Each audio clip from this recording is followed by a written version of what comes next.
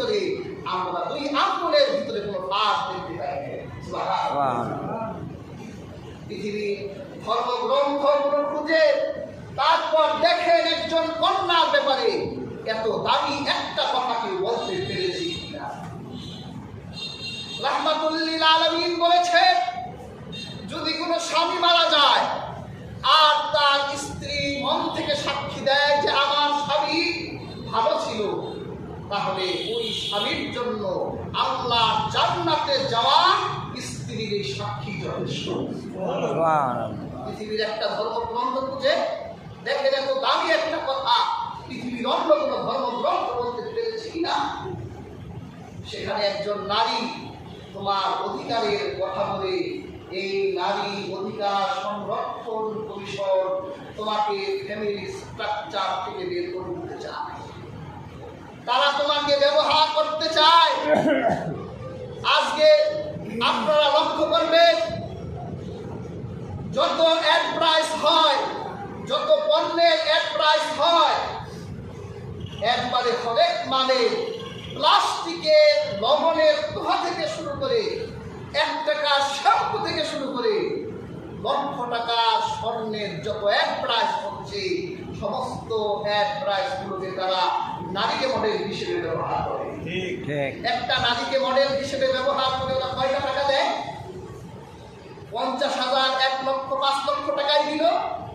এই add price থেকে ওরা কোটি কোটি মিলিয়ন টাকা উপার্জন করে দিচ্ছে। একটা নারীকে রাস্তায় নামিয়ে তার দেহের প্রদর্শন করে এরপর টাকা হাতায় দিচ্ছে। এই নারী একটা বারের জন্য বুঝে না যে এই নারী অধিকার প্রতিষ্ঠার জন্য আসে নাই, এই নারী ব্যবসা করতে এসেছে। এই নারী বুঝে না এই নারীকে কি দিয়ে আসা তা বুঝতে পারে। প্রিয় হাজরিন, আবার একটি নারীর সমান অধিকারের কথা বলে। আমরা তো নারীর সমান অধিকারের কথা বলি না, আমরা আরো দাবি কথা বলি। আমরা নারীর ন্যায্য অধিকারের কথা বলি। ন্যায্য অধিকার কাকে বলে? ন্যায্য অধিকার বলা হয় নারী কিছু ক্ষেত্রে পুরুষের থেকে বেশি অধিকার পাবে, আবার নারী কিছু ক্ষেত্রে পুরুষের থেকে কম অধিকার পাবে, আবার নারী কিছু ক্ষেত্রে পুরুষের সমান অধিকার পাবে। এটাই হচ্ছে ন্যায্য অধিকার। একটা এক্সাম্পল দিই। একটা নারীর জন্য আল্লাহ বেশি অধিকার দিয়েছেন, একটা নারীর জন্য আল্লাহ দেন মহারানা দিয়েছে। পুরুষের জন্য দিয়েছে? পুরুষের জন্য দেয় নাই, দিয়েছে কাকে? নারীকে দেন মহারানা দিয়েছে। তাহলে এই ক্ষেত্রে নারী কি বেশি অধিকার পায় নাই? আপনারা সংস্কার করতে চাইলে প্রত্যেকটি স্বামী যেন তার দেন মহারানা তার স্ত্রীর হাতে বুঝিয়ে দেয়, আপনারা এটা সংস্কার করেন। রাহমাতুল্লিল আলামিন এত কঠোর ভাষায় বলেছে, যদি কোনো ব্যক্তি স্ত্রীকে দেন মহারানা দেওয়ার ইচ্ছাও তার মনে না থাকে, কিয়ামতের দিন সে জানাকার হিসেবে আল্লাহ আদালত করবে। যদি তার মনে এই ইচ্ছাটাও না থাকে যে আমি দিব না, তাহলে বলেছে সে কিয়ামতের দিন আল্লাহর আদালতে ব্যভিচারী। এটা প্রতিষ্ঠা করে যে প্রত্যেকটা স্বামী যেন তার স্ত্রীদের মহারানা দেয়। কিন্তু এটা আপনারা সমস্যা করতে চান না। ইমান যেখানে ধ্বংস হয় ওইখানে হাত দিতে চান।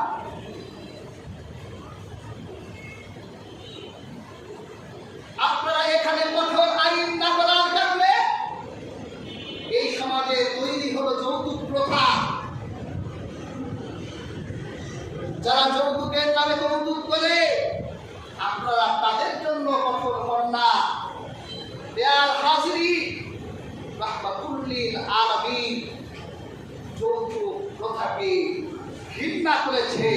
এটা ইসলামে হারাম, হারাম এবং হারাম। আবার আল্লাহ তাআলা কিছু ক্ষেত্রে পুরুষকে বেশি অধিকার দিয়েছে, যেমন সম্পদ ভাগাভাগিতে আল্লাহ সুবহানাহু ওয়া তাআলা মিরাসের সম্পত্তিতে পুরুষকে বেশি দিলেন, নারীকে কম দিলেন। এটা নিয়েও দেখি এখন তাদের শরীরে অনেক চুলকানি লাগছে। কেন আল্লাহ তাআলা পুরুষকে বেশি দিলেন? প্রিয় হাজরিন, আল্লাহ তাআলা এই পৃথিবীতে পুরুষকে করেছেন দায়িত্বশীল আর নারীকে করেছেন এই পুরুষের একজন, তার ঘরের একজন রানীর মর্যাদা আল্লাহ পাক দিয়েছেন। এই জন্য আল্লাহ তাআলা পুরুষের কাঁধে দায়িত্ব দিয়েছেন। দায়ভার ব্যয়ভার যত খরচের যত ভাগ আছে আল্লাহ পুরুষের কাঁধে তুলে দিয়েছেন। পুরুষ যদি তার এই দায়িত্ব ঠিকভাবে পালন না করে তাহলে কিয়ামতের দিন আমার আল্লাহর কাছে তার জবাবদিহি করতে হবে। কিন্তু একটা নারী সে যদি সমর্থবান হয় আর সে যদি খরচ না করে কিয়ামতের দিন আল্লাহর কাছে সে এটার জন্য সে জিজ্ঞাসিত হবে না, এটার জন্য তাকে জবাবদিহি করতে হবে। ধরে বাবা 3 লক্ষ টাকা রেখে গেল, ছেলে পেল 2 লাখ, মেয়ে পেল 1 লাখ।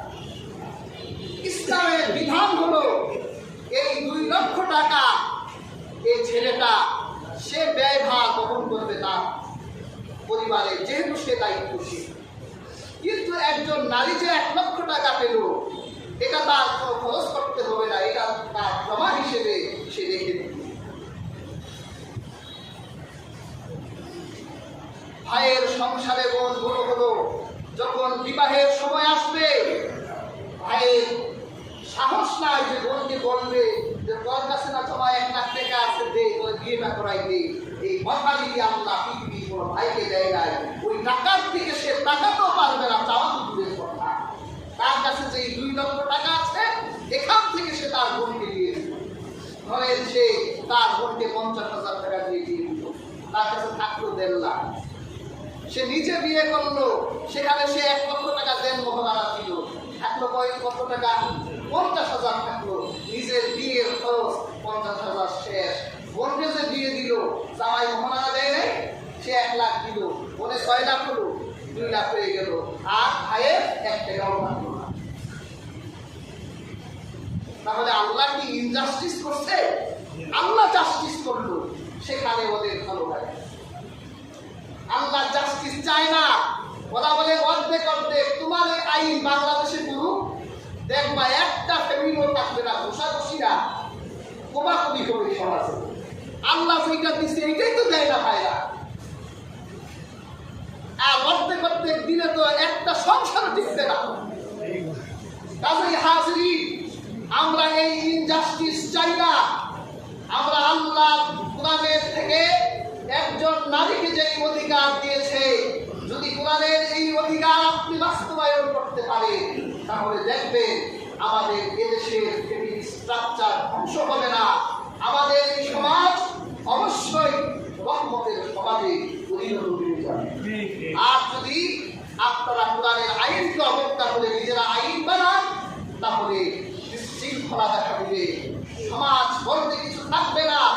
ইউরোপ আমেরিকার মতো একটি অসভ্য সমাজে এই সমাজ পরিণত হয়ে যাবে। কাজেই হাজরিন, আমরা সতর্ক থাকব। আল্লাহ কোরআন কারিমে, আল্লাহ ইসলাম ধর্মে মানব অধিকারের যতগুলো খাত বর্ণনা করেছেন সবগুলোই মানুষের জন্য জাস্টিস। সুবহানাল্লাহ। এরপর প্রিয় হাজরিন, আল্লাহ কোরআনে মানুষের মত প্রকাশের স্বাধীনতা দিয়েছে। যদি কোনো শাসক ভুল করে তাহলে একটা সাধারণ নাগরিক তার কাছে জবাবদিহি চাইতে পারবে। এটা ইসলামে আছে যে একজন শাসক যদি ভুল করে তাহলে রাষ্ট্রের একজন দরিদ্র প্রজাও যদি তার কাছে জবাবদিহি চায় তাহলে সেই ইসলামী রাষ্ট্রের খলিফা অবশ্যই তার জবাবদিহি দিবে। হযরত ওমর রাদিয়াল্লাহু তাআলা আনহু একদিন হযরত ওমর রাদিয়াল্লাহু তাআলা আনহু যখন প্রথম খেলাফতে বসলেন, একজন রাজা, একজন প্রেসিডেন্ট, একজন প্রধানমন্ত্রী যখন নতুন প্রধানমন্ত্রী প্রেসিডেন্ট হয় তার উদ্বোধনী একটা ভাষণ দিতে হয় না? হযরত ওমর যখন খলিফা হলেন তখন তিনি মসজিদুন নববীতে দাঁড়িয়ে একটা উদ্বোধনী ভাষণ দিলেন।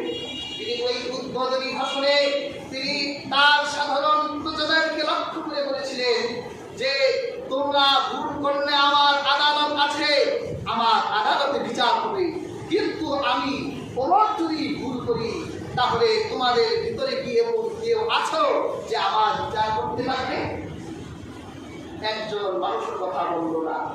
হযরত ওমর দ্বিতীয়বারের মতো বললেন, আবার বলছি, যদি আমি ওমর কোনো ভুল করি